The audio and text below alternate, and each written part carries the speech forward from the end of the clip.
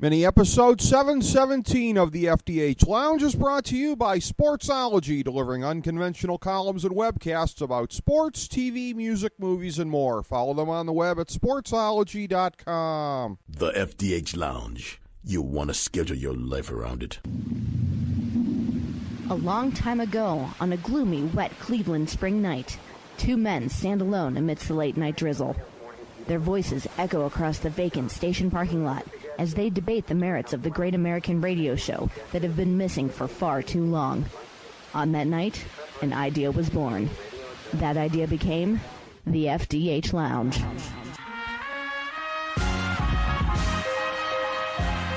Welcome to the FDH Lounge. Welcome, everyone, to the FDH Lounge. This is FDH Managing Partner Rick Morris.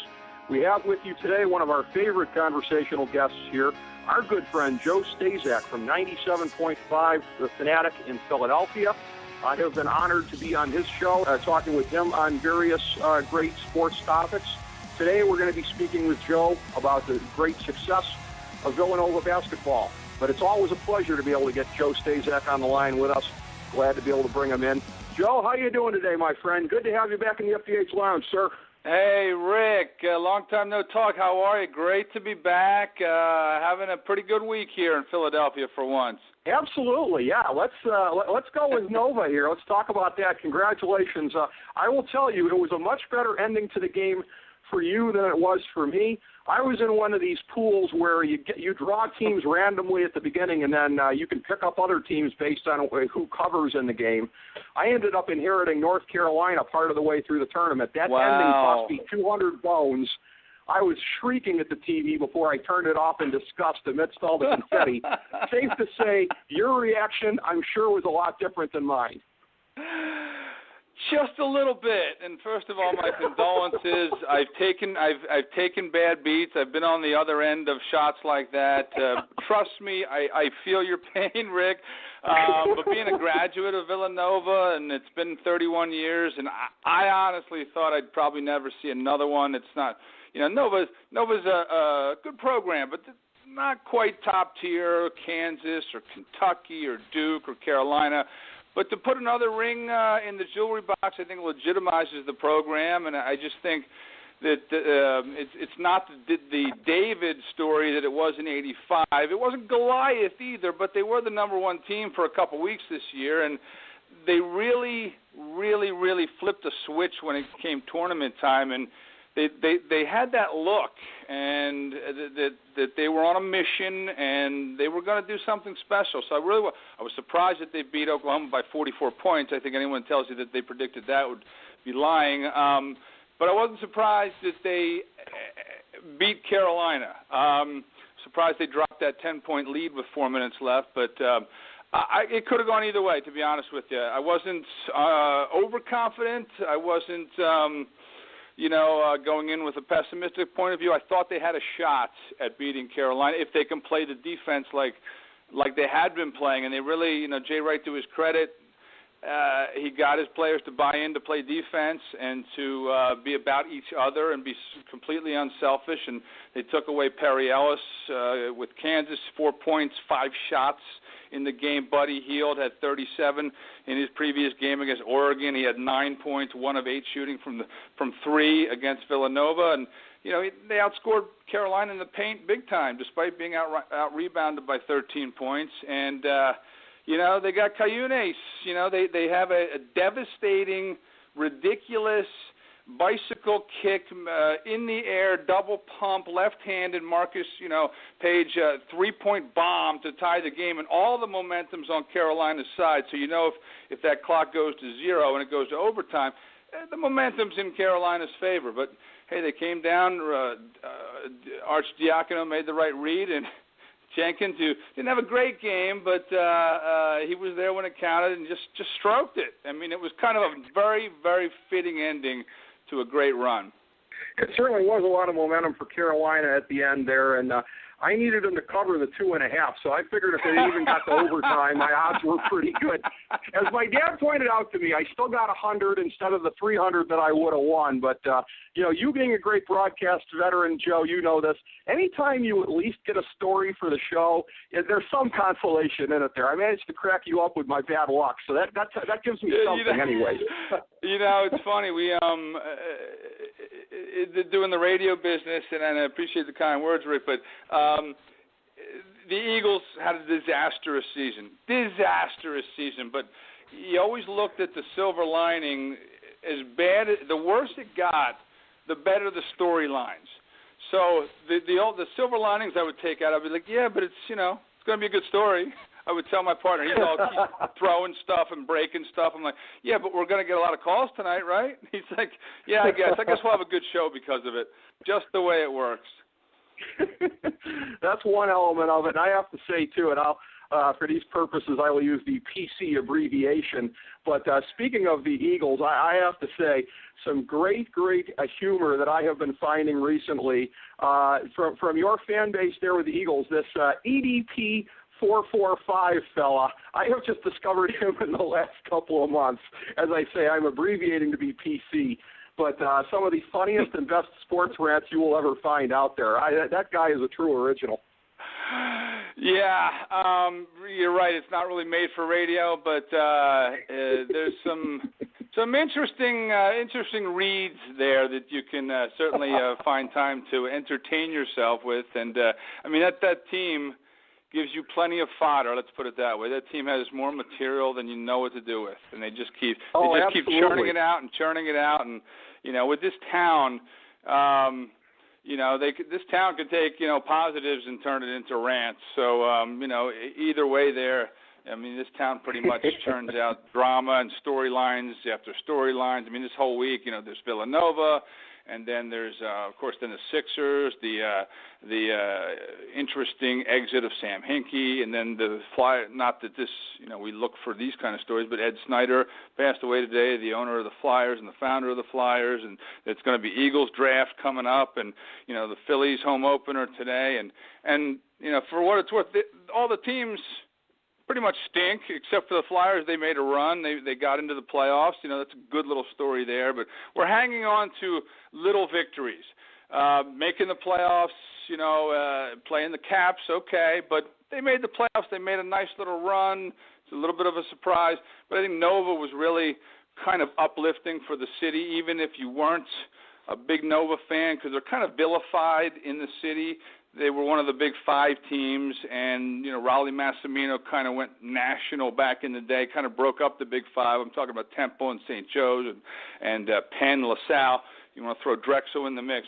People still have hostility like 40 years ago for something Raleigh Massimino did. So you either love Nova or you hate him, but I think the people in the middle, the team kind of embodied what Philadelphia really longs for in a team, and the grit, the hard work, and the defense, and playing together and coming together and playing for each other. And so it gave the city a little bit of a boost this week. Had a nice parade last Friday, big crowd, and just the way they got it done, I think turned some people who weren't necessarily Nova fans otherwise. Absolutely. Again, and as you mentioned, a great heritage with the Big Five, the Palestra there in Philadelphia. Yeah, right. With an amazing, great tradition over the years. And there's so much to unpack off of what you've said already about this. But I want to harken back to one of your earlier comments when people were talking about David and Goliath a little bit, although, as you said, it wasn't really the case. They were a one seed. They're a highly ranked team throughout the year. But for anybody looking at this, and again, and this is sort of an extreme kind of a take, if anybody goes, first mid-major team since Texas El Paso in '66.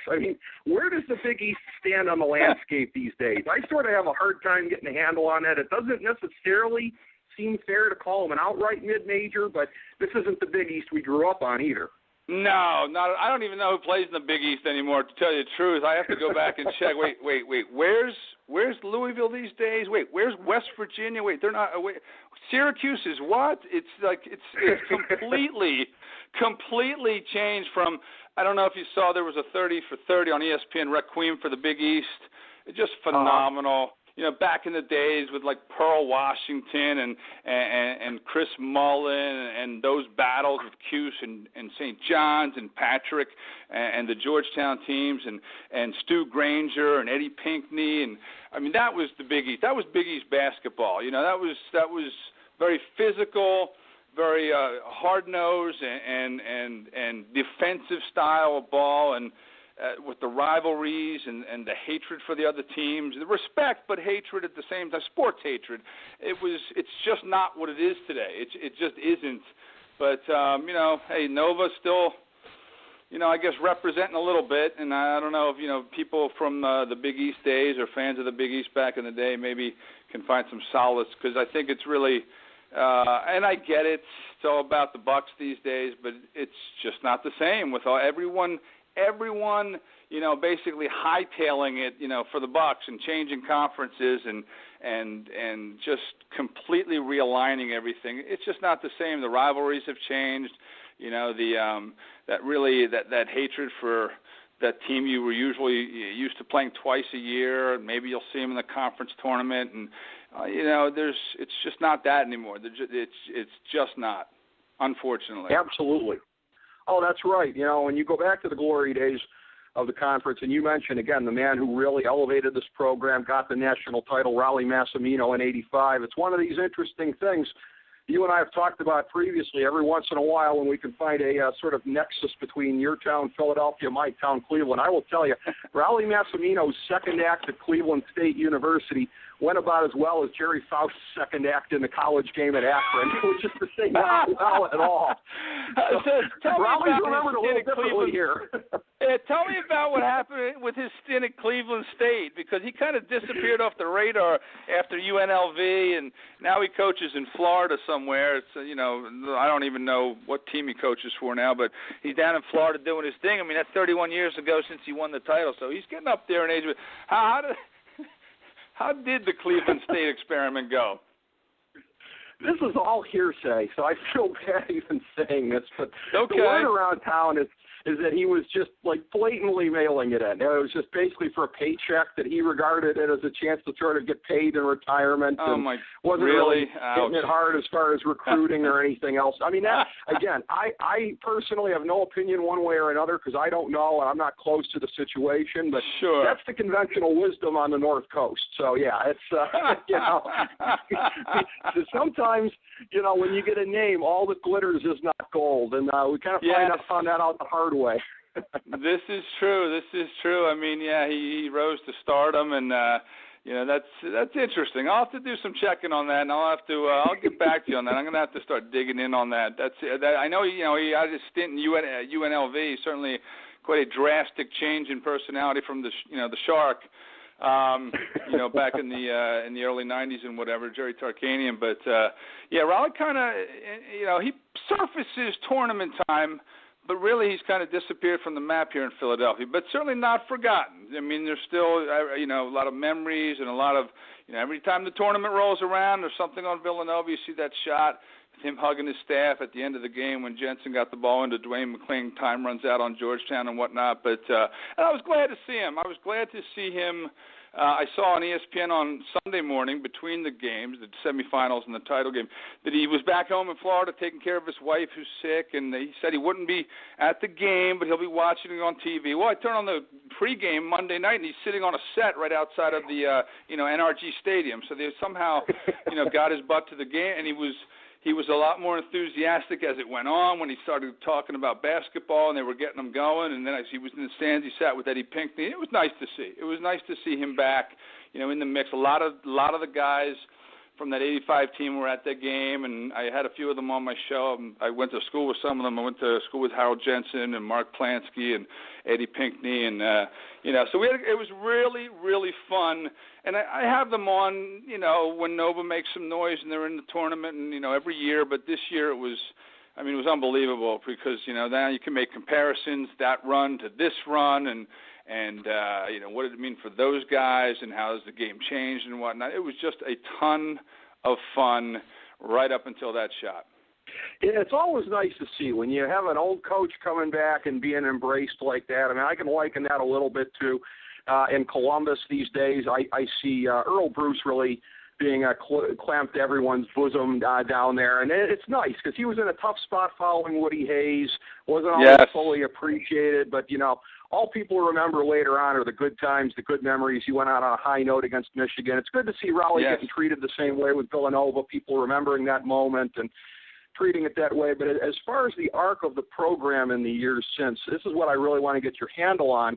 Because, again, the sense in recent years has been, we did our college basketball tournament preview a couple weeks ago, and, obviously the one thing that came up with Villanova is, having a great year, but how many times have we said that before? So, I would imagine that there's gotten to be like a real chip on their shoulder over a period of time that probably had to help with motivation. And, in a sense, they were sort of the team that nobody saw coming, even as a number one seed, because this has happened so many times before. So, what, in your sense, was different about this run and different about this team that allowed them to blow past some of the earlier disappointments that they have suffered in the past and ultimately make it all the way? It's interesting that you say the team that came out of nowhere. They held the number one ranking for about 2 to 3 weeks. But you're right. No, it sounds funny, but you're absolutely right. People were asking me when they became the top team. It was the first time that Nova was AP number one since they had won the title April 1st, 1985 back then. So it was a little bit of a story, and they hung around until they lost to Xavier towards the end of the season. It was a nice little run. I thought the same thing, though. People were trying to goad me into talking about Nova and pumping my chest and whatnot before the tournament, or before the Big East tournament. And I said, I'm going to reserve judgment on this team because I've seen this movie before, and I know how it ends. So I'm just going to hold off a little bit and see what we got and see if they can get past the first weekend, because they've run into, Mount St. Mary's, North Carolina State. You go back to the Lapis and Kerry Kittle's days, and losing to Old Dominion in the first round as a 3 seed in the first game, and just losing to Cal and Tony Gonzalez back in the 90s. They haven't had a lot of success except for 2009, where they made that run. They beat Pitt. Scotty Reynolds goes end to end. They go to the Final Four, and then get whacked by North Carolina. So I was like, all right, let's just see. Let's just see what we got here. And I think the combination of, this isn't a program that really gets a lot of one-and-dones like Duke and Kentucky and whatnot. So you have a veteran team led by a very good and very, very heady point guard in Archdiacono. And they also had, it kind of all came together. And this team was not about statistics, not about points, not about getting mine or getting ours. It was about, winning. And one thing that they did I thought was interesting, and they must be brainwashed or programmed to think like this. They never thought about actually winning games, winning tournaments, winning conferences. It was about winning the play. All right, here's what we're going to do, and we're not thinking about big picture. Win this play, win this possession, do this thing right. They talked about, and Larry Brown would have been all over this, talking about playing the right way. And at the end of the game, at the end of the day, look up, see where the chips fall, and see how we did. It was kind of like that. It wasn't about the moment getting too big or the game getting too big or the opponent. It was playing the right way, doing the things they were taught over and over and over again, and executing. Having said that, you can, a lot of teams probably approach things that way. They went unconscious when they got to the tournament. Shooting 71% against Oklahoma, beating them by 44 points. And, they whacked a very good Miami team. It was a 3 seed, very good guards led by Angel Rodriguez. They beat them by 23. They destroyed UNC Asheville. Fine, we expected that, a 15 seed, but they blew the doors off Iowa. After the first 3 games, they had trailed by a total of about 46 seconds in those 3 games. They just ran away with things. And then, of course, they got tested by Kansas. They didn't shoot that well. It's only 2 field goals in the last 8 minutes, but they hit their free throws, very focused, 10 for 10 at the line, and they played defense. They stopped their biggest threats, which was Perry Ellis. And then they go to Oklahoma, or they go to Houston, and they whack Oklahoma. The momentum kept building and building. But to shoot like that for the tournament, it's one thing to, that perfect game against Georgetown, which will, never happen again, where they shot almost 80%. But they shot 58% for the tournament, for the 6 games. One of them was a 71% percentage outing against Oklahoma. Their worst performance was against Kansas when they shot 40%, but made their free throws. They were 18 of 19 from the line, back-to-back games. So they did the little things. And they played defense. And really, when you get to the postseason, in almost any sport, it really does come down to defense, and because it turns into offense, and they really bought in. And I thought Jade Wright did an unbelievable job. I was glad to see him get the monkey off the back, at least advancing past the first weekend. I didn't necessarily expect them to win the title, but just the way they played, and they had that look. Once you start getting the confidence, and you can taste it. I think they smelled it. And they had a guy, Archdiakono, who'd been playing 4 years at Villanova, and they had Oshefu, who had an injury down the stretch, but he was getting healthier. They finally had a big, and he's not like, he's not Ralph Sampson, but, he's very smooth and very agile and athletic, and he did an excellent job, posting up against the bigs of the other squad, and just the way they game planned and the way they executed was just, sensational the whole way, and they deserve it. Well, such a great team in the cohesiveness sense. I wonder to whatever extent, when we look at them in the 2016 landscape, if we look at it and say they were the perfect team for this moment, because when we did our Final Four preview a couple weeks ago with Evan Roberts from WFAN, we were talking about that in terms of this is a weird year in college basketball. College basketball has been dominated over the last 12 years or so by the one-and-dones, the big star power players. Ben Simmons didn't even make the tournament this year. Now, Villanova did dispatch Buddy Hield, one of the very few that you could find out there this year. But in a year where you didn't have that kind of rampant star power, you didn't have that super team like Kentucky of 2012 or anything like that, it just seemed to be an odd kind of year in college basketball. Were they the right team at the right time? Yeah, I think so. I do. There wasn't, if you looked and went into the tournament, there wasn't that one team that had, that. Listen, at those levels and the McDonald's All-Americans those teams bring in every year, you usually see one of those teams and say, wow, that's the team you don't want to play. There really wasn't one of those teams. If I had to pick, I would have thought, in fact, I said this, I thought Kansas was the best overall team heading into the tournament. They also have a history, though, of bowing out at the wrong time, not playing the right way in crucial moments, and not really they don't finish like they should with all the talent they get. So I like the fact that they were in Nova's region. You look at Carolina, good team all year, but they weren't one of the great Carolina teams. They were big, they could shoot from outside, but really they beat you, down low. But it wasn't a team that you thought was a juggernaut, heading into the tournament. You look at everybody else was kind of just okay. Oklahoma, you can say that Buddy Hield had some people around him, but it was really about Buddy Hield. And if you could stop him like West Virginia did in the conference tournament, I think they held him to 4.6 points, you can beat that team. And there wasn't really that juggernaut team, like you mentioned, that team, Anthony Davis, that led Kentucky to the title a few years ago. There wasn't one of those teams. And, Villanova, I always say this, the best team doesn't always win. The team that plays the best usually wins, and you just have to, win a game of basketball. Play better basketball for those 40 minutes. And just Nova just really put it together. And talking about a team concept and the way a team plays, they were the best team. At the end of the day, when you look back, they were the best team, clearly the best team in the tournament. And then that shot really capitalized what that run was all about. It was, you talk about the perfect game in '85, this is probably the perfect run by a team in a long time because of how they dispatched teams, whether they were higher seeds or lower seeds, or they had to face, a top program. I mean, they knocked off 2 number 1 seeds, a 2 and a 3. I mean, that's pretty good. That is pretty good.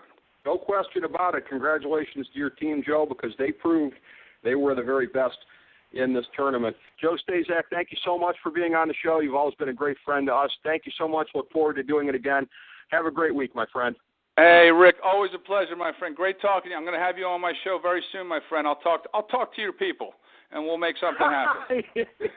You know where they're at. You're way too kind. I appreciate it, Joe. You're a great one. Thank you so much for being on with us, and thank you, everybody, for tuning in to this mini episode of the FDH Lounge. As we bring the show to a close, we would like to extend our deepest gratitude to NBC, CBS, ABC, Fox, all Clear Channel affiliates, TNT, TBS, USA, UPN, Deadspin.com, YouTube.com, YTMND.com, MySpace.com, various blogs, Fox News, CNN, CNBC, MSNBC, IamBoard.com, Billboard.com, Google.com, ESPN, ESPN2, ESPN News, ESPN Classic, NBA TV, NFL Network, Sports Time Ohio, Athlon Magazine, Comedy Central, Cartoon Network, The Boomerang Channel, QVC, BET, The Spice Channel, Steno Notebooks, Manwich, Papermate Office Supplies, waitresses, strippers, bartenders, garbage men, janitors, microwave popcorn, the writers of The Office, Scrubs, Entourage, My Name is Earl, Oz, Metalocalypse and the Boondocks, Aquafina, and the Periodic Table of Elements.